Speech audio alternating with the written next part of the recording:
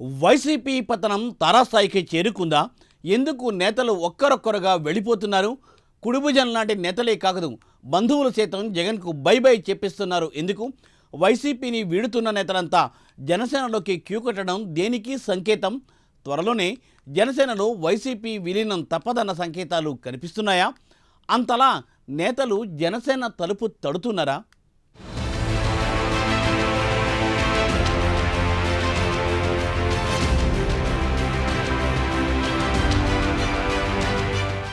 వైసీపీలో అసలు ఏం జరుగుతోంది? ఎందుకు నాయకులంతా జగన్ను వదిలేసి వెళ్ళిపోతున్నారు? ఆఖరికి బంధువు, ఆత్మీయుడు, వైఎస్ఆర్ కుటుంబంతో దాదాపు 2.5 దశాబ్దాలుగా ప్రయాణం చేస్తున్న బాలినేని శ్రీనివాసరెడ్డి లాంటి వాళ్ళు సైతం మాకొద్దు జగన్ అని ఎందుకు అంటున్నారు? ఒక్క బాలినేని మాత్రమే కాదు, వైఎస్ రాజశేఖర రెడ్డి అనుచరులుగా ఆయనతో పాటు ప్రయాణం చేసి వైఎస్ మరణానంతరం కాంగ్రెస్ పార్టీలో ఎమ్మెల్యే పదవులకు, ఆఖరికి మంత్రి పదవులకు సైతం రాజీనామా చేసి జగన్ పక్షాన చేరి వైసీపీకి అండగా ఉంటూ జగన్తో ప్రయాణం చేస్తున్న కుడిభుజం లాంటి నేతలు సైతం ఎందుకిప్పుడు కండువా మార్చేస్తున్నారు? అసలు జగన్ వలసలను ఎందుకు ఆపలేకపోతున్నారు? ఇప్పుడు రాజకీయ వర్గాల్లో సర్వత్రా చర్చనీయాంశమవుతున్న ప్రశ్నలు ఇవే.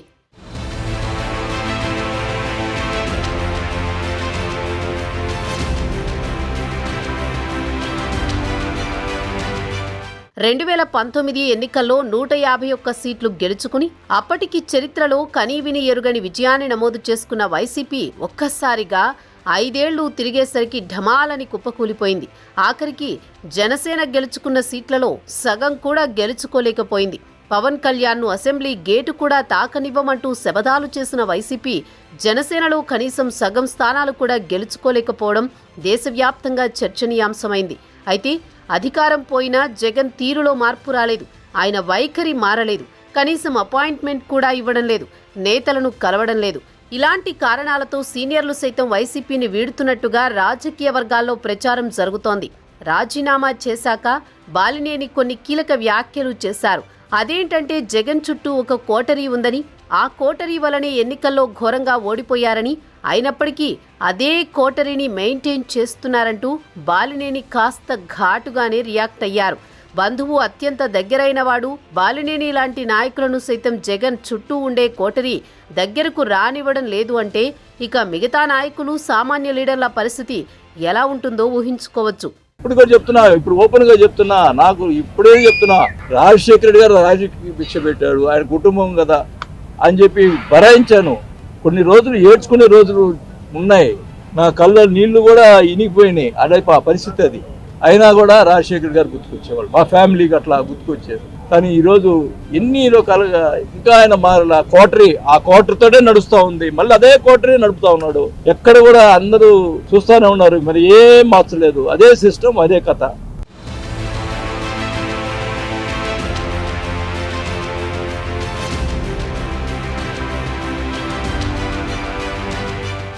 ఇక వైసీపీని వీడుతున్న మెజారిటీ నాయకులు జనసేన వైపు చూస్తుండడంతో ఒకరి తర్వాత ఒకరు వైసీపీ నుంచి జనసేనకు క్యూ కడుతుండడంతో ఇది ఇలాగే కంటిన్యూ అయితే అతి త్వరలోనే జనసేనలో వైసీపీ విలీనమైన ఆశ్చర్యపోనక్కర్లేదు అన్న చర్చ రాజకీయ వర్గాల్లో జోరుగా సాగుతోంది.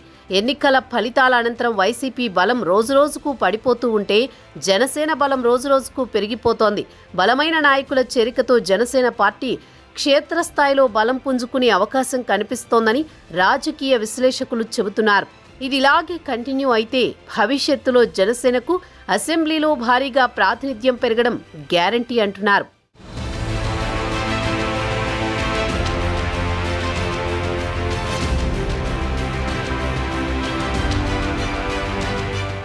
గత వైసీపీ హయాంలో మా నమ్మకం నువ్వే జగనన్నా, జగనన్నే మా భవిష్యత్తు అంటూ నినాదాలు చేసిన వైసీపీ నేతల మాటలు నమ్మి తమ అధికారాన్ని ప్రజల కోసం కాకుండా పార్టీ కోసం వెచ్చించిన ప్రతి ఒక్కరి భవిష్యత్తు ఇప్పుడు చుక్కాని లేని నావ మాదిరి, నడి సముద్రంలో చిక్కుకున్న పడవ మాదిరి తయారైందని రాజకీయ వర్గాల్లో చర్చ జరుగుతోంది. గత వైసీపీ ప్రభుత్వంలో జగన్ అధికారం కోసం, వైసీపీ గెలుపు కోసం పనిచేసిన ప్రతి ఒక్కరికి ఇప్పుడు భవిష్యత్తు లేకుండా పోయిందని అంటున్నారు. రాబోయే 30 ఏళ్లు వైసీపీనే అధికారంలో ఉండబోతుంది అని జగన్ పలికిన చిలక పలుకులను నమ్మిన కొంతమంది రాజకీయ నాయకులు ప్రత్యర్థులపై అవసరానికి మించి విమర్శలు చేసి వారి రాజకీయ భవిష్యత్తుకు సమాధి కట్టుకున్నారు.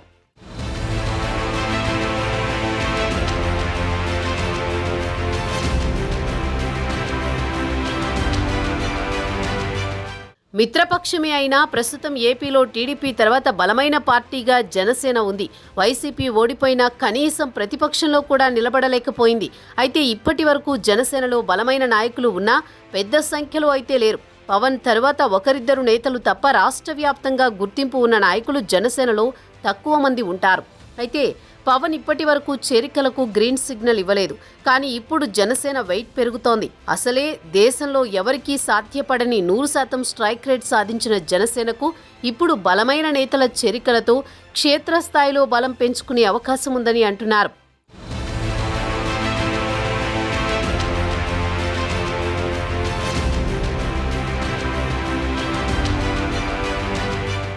వైసీపీ నుంచి బయటకొస్తున్న వాళ్ళంతా జనసేన వైపు చూస్తున్నారు. అటు టీడీపీ కన్నా పవన్ కళ్యాణ్ అధ్యక్షతన జనసేనలో చేరితే రాజకీయ భవిష్యత్తు ఉంటుందని చాలామంది వైసీపీ నేతలు భావిస్తున్నారని టాక్ ఉంది.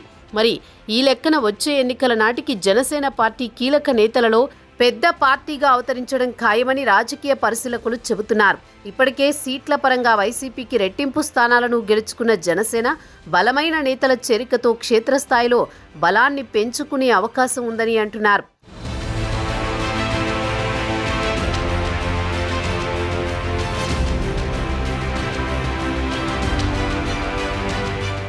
తాజా రాజకీయ పరిణామాలతో వైసీపీలో కలవరం ప్రారంభమైంది. ఒకవైపు పార్టీ సీనియర్లు షాక్ ఇస్తున్నారు. ఒకరి తర్వాత ఒకరు పార్టీని వీడుతున్నారు. జగన్ సన్నిహిత నేతలు సైతం గుడ్ బై చెబుతున్నారు. వైఎస్ఆర్ కుటుంబ విధేయులు సైతం ముఖం చాటేస్తున్నారు. ఇంకోవైపు కూటమి ప్రభుత్వం నుంచి ఆరోపణలు, కేసులతో మరికొందరు ఉక్కిరిబిక్కిరి అవుతున్నారు. దీంతో జగన్ అప్రమత్తమయ్యారు. పార్టీ సీనియర్లతో వరుసగా సమీక్షలు జరుపుతున్నారు. వారిలో ధైర్యం నింపే ప్రయత్నం చేస్తున్నారు. నష్ట నివారణ చర్యలకు ఉపక్రమించారు. రాజకీయంగా వస్తున్న ఆరోపణలపై కూడా సీనియర్ నేతలతో చర్చిస్తున్నారు. వాటిపై ఎలా ముందుకు వెళ్లాలో కూడా ఆలోచన చేస్తున్నారు. పార్టీ ఆవిర్భావం నుంచి ఇంతటి క్లిష్ట పరిస్థితిని ఎన్నడూ ఎదుర్కోలేదు జగన్. అయితే ఈసారి అప్రమత్తంగా లేకుంటే పార్టీ పూర్తిగా నిర్వీర్యమయ్యే అవకాశం ఉందని భావిస్తున్నారు.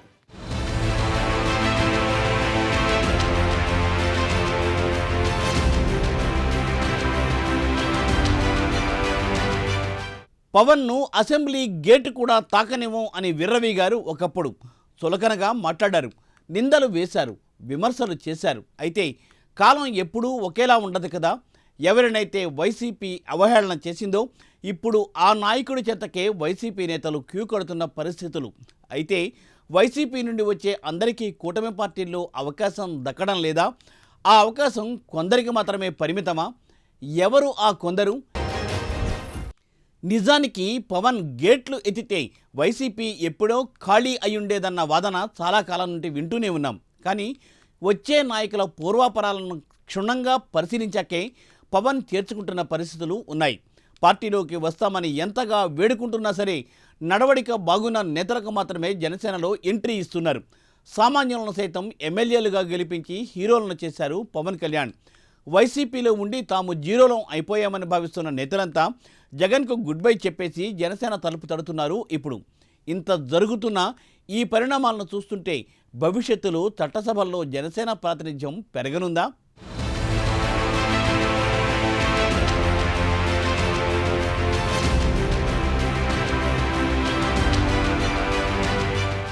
వైసీపీకి దెబ్బ మీద దెబ్బ తగిలే సూచనలే ఎక్కువగా కనిపిస్తున్నాయి. వైసీపీ ఓటమితో ఆ పార్టీ నాయకులు అనేక మంది జనసేనకు క్యూ కడుతున్నారు. ఎన్నికలు అయిపోయినప్పటి నుంచి చాలామంది గుంభనంగా ఉంటున్నారు. పార్టీ సమావేశాలకు హాజరు కావడం లేదు. వారంతా కూటమి పార్టీల్లోకి జంపు కొట్టాలని చూస్తున్నారట. ఇప్పటికే చాలా పట్టణాలలో మున్సిపల్ కౌన్సిలర్లు జనసేనలో చేరారు. మరికొంతమంది కూడా పార్టీ ఫిరాయించాలనుకుంటున్నారు. పవన్ కళ్యాణ్ గ్రీన్ సిగ్నల్ ఇచ్చిన వెంటనే ఇంకా చాలామంది జనసేనలో చేరబోతున్నట్లు తెలుస్తోంది.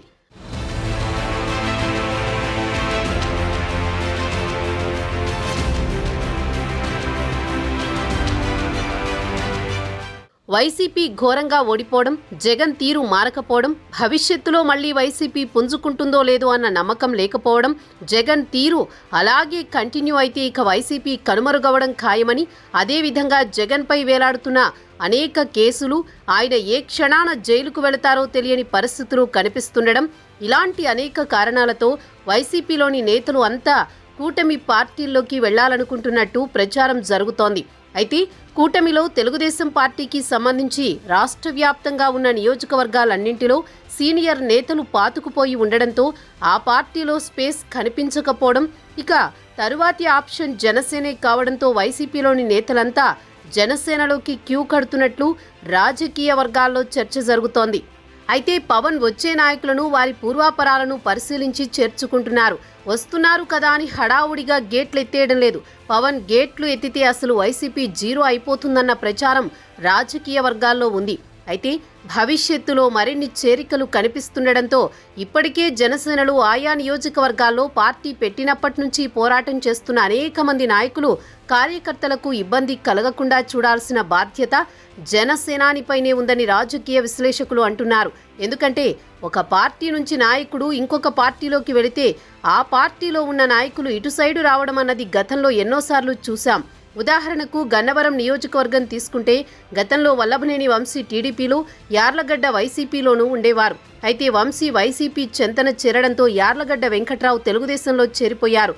ఇట్లా ఒక పార్టీలో నాయకులు ఇంకో పార్టీలోకి వస్తే ఈ పార్టీలో నుంచి అటువైపు కూడా వలసలు ఉండడం అన్నది సర్వసాధారణంగా మనం ఎప్పటినుంచో చూస్తున్న అంశం.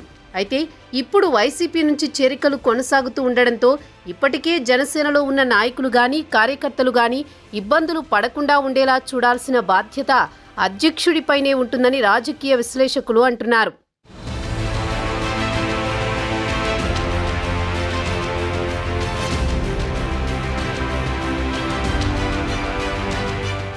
ఒకవైపు జనసేన జోరు పెరుగుతుంటే ఇంకోవైపు వైసీపీకి గడ్డు పరిస్థితులు కంటిన్యూ అవుతున్నాయి.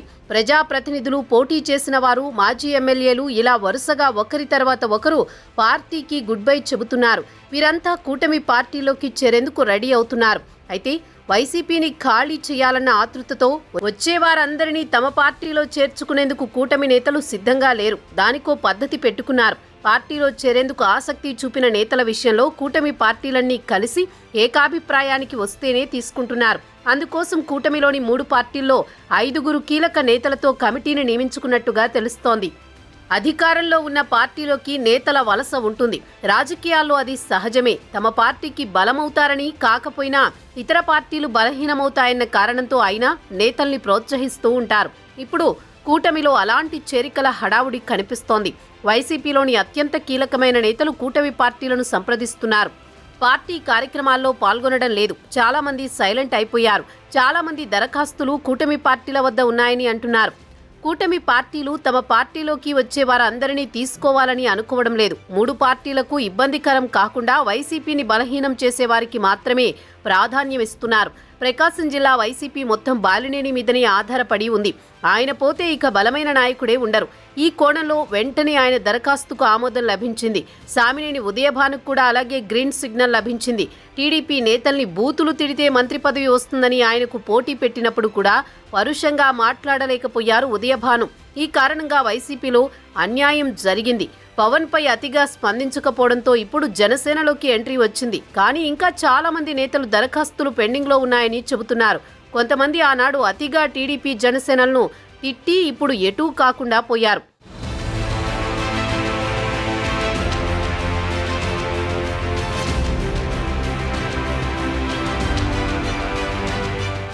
చేరికలకు వచ్చేవారిలో కేసుల నుంచి బయటపడడానికి కొందరు, ఆర్థిక ప్రయోజనాలు నెరవేర్చుకోవడానికి కొందరు, అలాగే కోవర్టులుగా కూడా కొందరు వచ్చే అవకాశం ఉంది.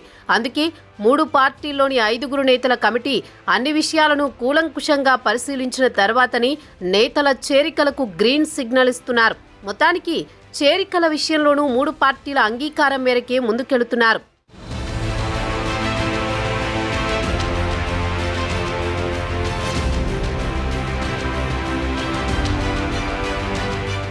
జనసేన గాలానికి వైసీపీ చిక్కి విలవిలలాడుతోంది.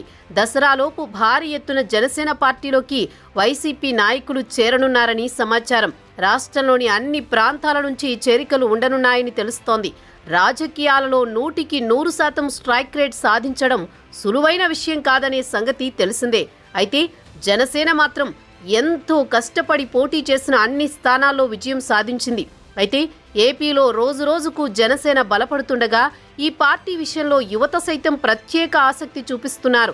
జనసేన పార్టీలో సభ్యత్వాన్ని తీసుకునే వాళ్ల సంఖ్య సైతం అంతకంతకు పెరుగుతున్న సంగతి తెలిసిందే. 2029 ఎన్నికల్లో కూడా టీడీపీ జనసేన స్నేహం కొనసాగే అవకాశం ఉంటే జనసేనకు పెరుగుతున్న బలం దృష్ట్యా ఈసారి ఎక్కువ స్థానాల్లో పోటీ చేసే ఛాన్స్ ఉందని రాజకీయ పరిశీలకులు అంటున్నారు. జనసేన పార్టీ రాష్ట్రంలో అంతకంతకు పుంజుకుంటూ ఉండడంతో జన సైనికుల సంతోషానికి అవధులు లేకుండా పోయాయి.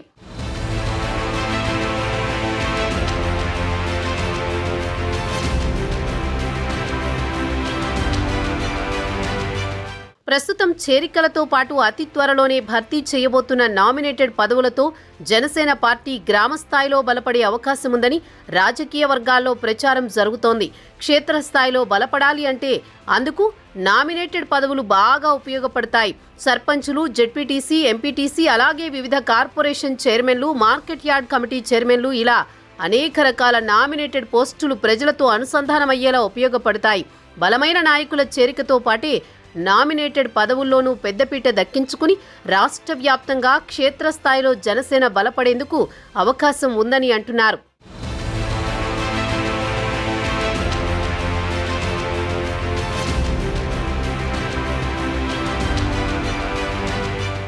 ప్రస్తుతం ఏపీలో జనసేన, తెలుగుదేశం, బీజేపీలు ఐక్యమత్యంతో కూటమి ప్రభుత్వాన్ని నడిపిస్తున్నాయి.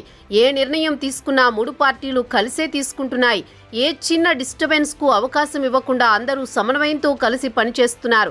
ఇంకోవైపు జగన్ మాత్రం అధికారంలో ఉన్నట్లుగా ఫీల్ అవుతున్నారని, గతంలో మాదిరిగానే ఆయన మాట తీరు గాని, ప్రవర్తన గాని ఉందని ఏమాత్రం మార్చుకున్న దాఖలా కనిపించడం లేదంటూ రాజకీయ వర్గాల్లో చర్చ జరుగుతోంది. ఇప్పటికే తల్లి, చెల్లి దూరమయ్యారని, ఇలాగే కంటిన్యూ అయితే పార్టీలో తాను ఒక్కడే మిగిలిపోవడం ఖాయమని పొలిటికల్ సర్కిల్స్లో వినిపిస్తున్న టాక్. మరి ఇటువంటి క్లిష్ట పరిస్థితులను జగన్ ఎదుర్కోగలరా? పార్టీని బ్రతికించుకోగలరా? అసలు వైసీపీ ఫ్యూచర్ ఏమవుతుందన్నది అన్న ప్రశ్నలకు కాలమే సమాధానం చెప్పాలి.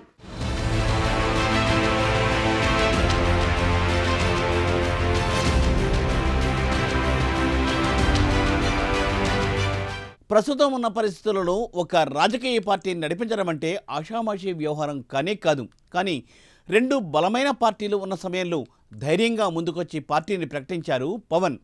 అందరి అంచనాలను తలకిందులు చేస్తూ పార్టీని నిలబెట్టుకున్నారు. దశాబ్ద కాలం నుండి ఇంతింతై ఒటడింతై అన్నట్లుగా జనసేన కొనసాగుతోంది. మరి చేరికలతో బలపడుతున్న జనసేన ఫ్యూచర్ ఏం మలుపులు తిరుగుతుందో వేచి చూడాల్సిందే.